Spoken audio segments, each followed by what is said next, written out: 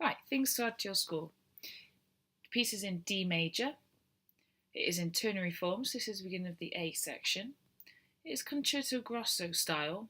So we have soloists, which are called the concertino. We have the flute, violin and harpsichord. We have ripieno strings and basso continuo, which is the cello and the harpsichord. So the harpsichord doubles as a accompaniment instrument as well as a soloist. This is quite an unusual thing to do, but Bach kind of wanted to show off his virtuosic keyboard skills. It is in polyphonic texture, okay, but it is got stylistic features of a fugue. So we can see we've got the subject, da-dum, da-da-da-da-da-da-da. Then we have the answer, which is a fourth higher in the flute, da-da, da-da-da-da-da-da. And then we have these quaver rhythms, which are playing a counter subject, something just after the subject. So the subject plays first, then the answer, whilst the first instrument is playing the counter subject, and that immediately then creates that polyphonic texture. You see the first two bars, however, are monophonic.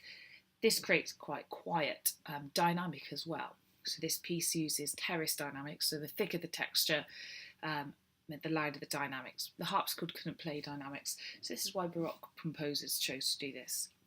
And then we can see later on in this stanza, the harpsichord comes in with the subject and the right hand playing the answer. Let's have a little listen to this first part.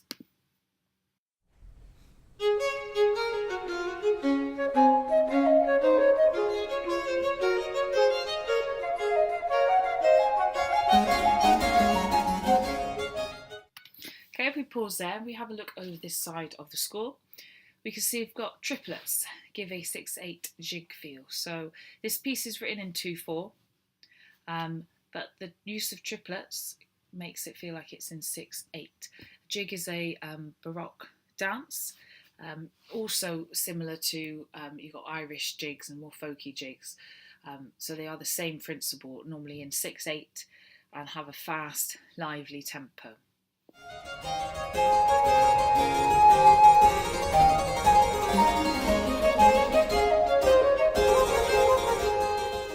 So we come to some first ornaments being used. We've got trills in the harpsichord.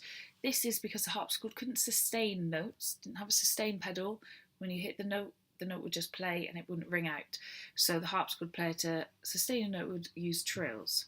Okay, so we have quite a lot of trills in this piece. We have a perfect cadence there as well. You can see a lot of the harpsichord is playing these semi-quaver scalic runs, showy-offy bits. And you can see in the flute and the violin, they are playing different elements of the subject and the answer, the counter subject, one after the other.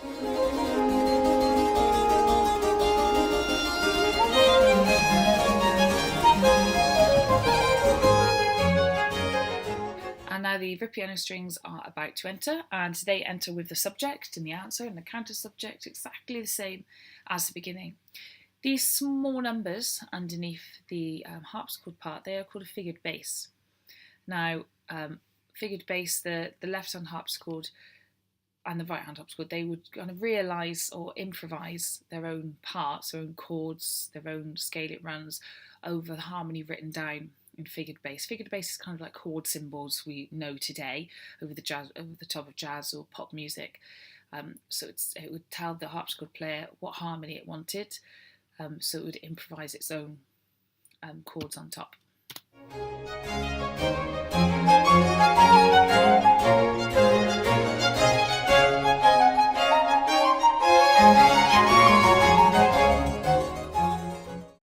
Okay, here we have our first entrance of some stretto. Now, stretto is when the subject, so you can see we have subject coming in the bass instruments, and then quickly after, just a few beats after, it enters in the right-hand harpsichord. So this is where the subject enters more quickly than it did before. It doesn't wait a whole bar before.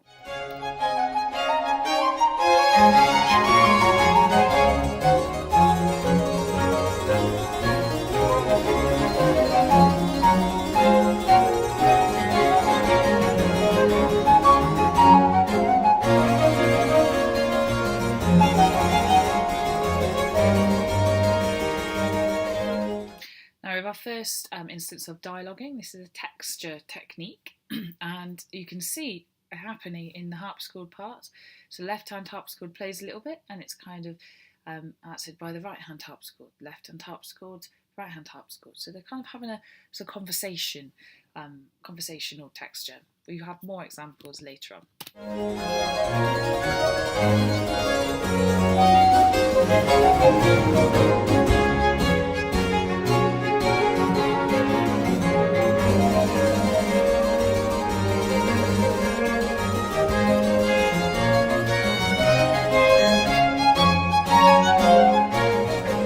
There's a lovely rising sequence there as we finish off the A section, ending with a perfect cadence, of course. Now the B section is just about to start. It is in B minor. Easy thing to remember, B section is in B minor. And the melody contains appoggiaturas. What's written on there is wrong. That's supposed to say appoggiaturas. So that's the leaning note. And we have a tonic pedal down in the bass. Okay, so listen out for that dum, dum, dum, dum. That is a pedal note. It's playing the tonic note, so the B, repeatedly over and over again. Have a listen.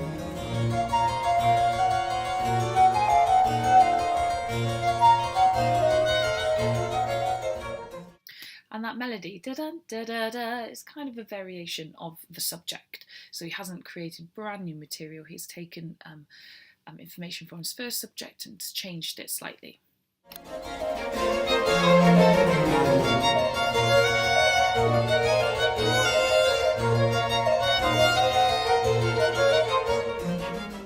And you can see we do have some dynamic markings written in here because, of course, strings could play dynamics. Okay, so some information was given to the string players. We have gone into a little bit of F minor here, which is a dominant of B minor. Now remember, B minor is a relative minor of D major, so it was a simple key to modulate to. We're about to have some more tonic pedal notes here. Tonic pedal is a harmonic device.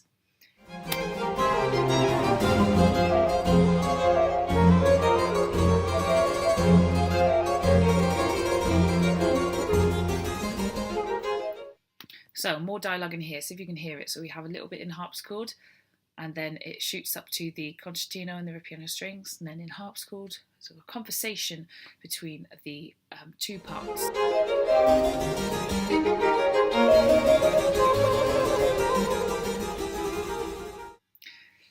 So we're back to have a rising sequence. Sequences are a big Baroque feature, so have a listen to that for this one.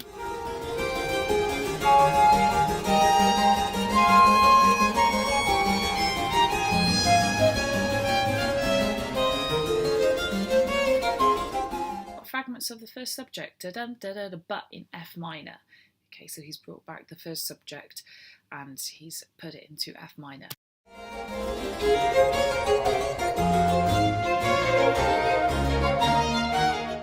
So unison happens here with the flute and violin. This kind of empowers the melody, empowers the subject, makes it a little bit louder when you've got both of them playing at the same time. You can see the harpsichord here is mainly playing chordal patterns, chordal stuff here, rather than fiddly scalic runs.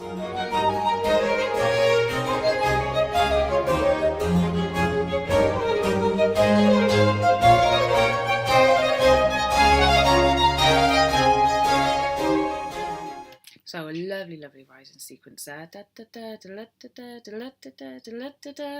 Okay, accompanied by that chordal accompaniment.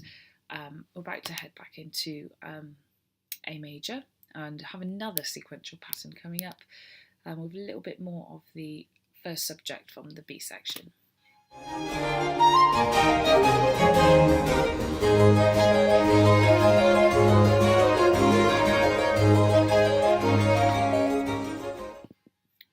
So more dialogue in here, and you can hear just then the subject was played in the ripieno strings. They had their time to take on. So more dialogue in here. You can see clearly when dialoguing happens.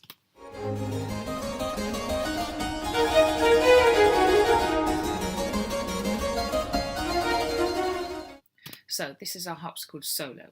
This is where before the harpsichord was part of the basso continuo, playing the chordal patterns. Now he's taken a solo role. And what happens here is playing canon. So he's playing the melody in his right hand, and then shortly after the melody again in his left hand, just an octave apart. So both hands are playing exactly the same thing, an octave apart.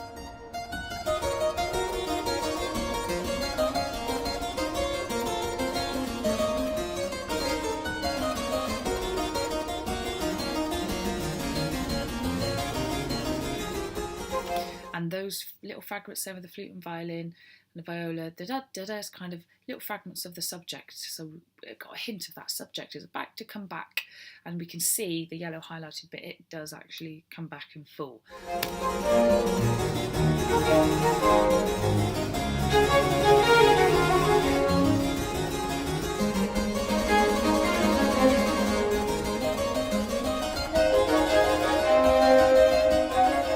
So we've got a slight development of the subject, the rhythm is stretched here, see if you can have a listen to it.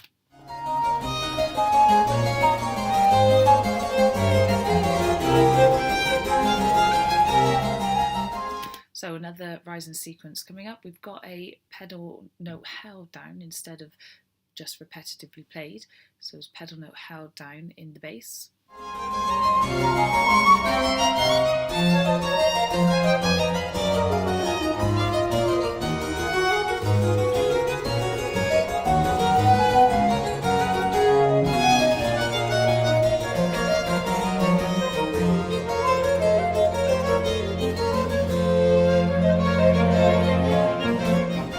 So this is another big bit of stretto. Tutti means everyone join in, everyone playing. So stretto again is when we have the subject coming in different parts but starting earlier than it did before. So normally it would wait till the whole subject would be played, then it would play, then it's coming in just a few beats after.